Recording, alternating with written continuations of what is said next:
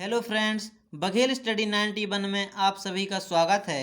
100 शब्द प्रति minute dictation start. उपाध्यक्ष महोदय, मैं इस बिल का समर्थन करता हूं। मुझे प्रसन्नता है कि कृषि मंत्री महोदय एक बिल लाए हैं, लेकिन दुख है कि जैसा बिल लाया जाना चाहिए था वह नहीं आया। मुझे खुशी है कि मंत्री महोदय ने बड़ी हिम्मत से यह बिल पेश किया है, परंतु कुछ सदस्यों ने आज इसका विरोध किया है। उन्होंने इस बात की ओर ध्यान नहीं दिया कि जब तक जंगलों को हम बचाकर नहीं रखेंगे और जमीन पर अनुचित कब्जा करने की लोगों की जो आदत है उसको नहीं रोकेंगे, तब तक हम जंगलों को नहीं बचा सकेंगे। हमारे सामने देश की जो एक अन्य सबसे बड़ी समस्या है वह है बेरोजगारी। उसे यही एक विभाग है जो सबसे ज़्यादा दूर करता है।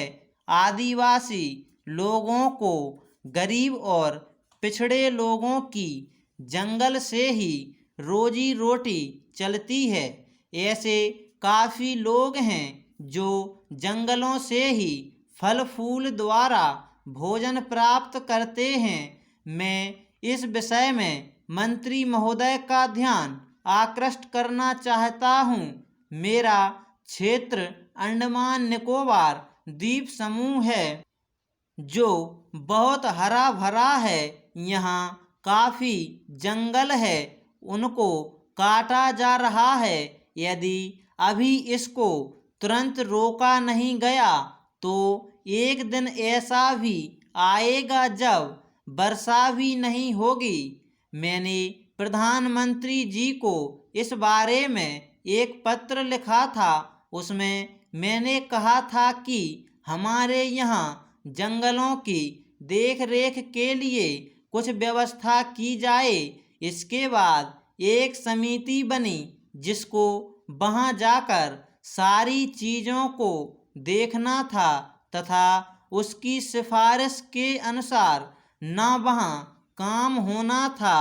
इस समिति को बने हुए 6-7 महीने हो गए हैं, लेकिन यह समिति आज तक वहाँ नहीं जा सकती है। झगड़ा क्या है?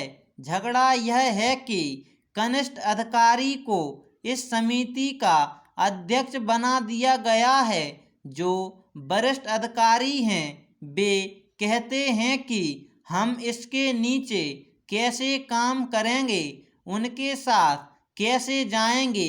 इसलिए यह जो चीज़ है इसकी तरफ आपका ध्यान जल्दी से जल्दी जाना चाहिए और आपको इसको देखना चाहिए। पेराचैन, हमारी जो अर्थव्यवस्था है वह जंगलों पर आधारित है। जो गरीब लोग हैं उनका गुजारा इनसे ही चलता है। जो इमारतें हैं वे लकड़ी की ही बनती हैं, ईंटें वहाँ नहीं होती हैं, सीमेंट का वहाँ कोई कारखाना नहीं है। इधर से ही वहाँ सीमेंट जाता है। उतने सीमेंट से सरकारी काम भी पूरा नहीं हो पाता है, तो वह लोगों को कैसे मिल सकता है। आज सारे देश में एक चर्चा चल रही है कि अंडमान में बहुत लकड़ी है, असम से लकड़ी नहीं आती है, क्योंकि वहीं से आ सकती है, इसलिए वहाँ पर भी इसकी कीमत बहुत ज़्यादा हो गई है। और वह असम से लकड़ी न आने के कारण से हुआ है। लकड़ी के दाम आज इतने बढ़ चुके हैं कि वहाँ के बेचारे गरीब लोगों को तो अपने घर बनाने तक में भी बहुत बड़ी कठिनाई का सामना करना पड़ रहा है। Full stop.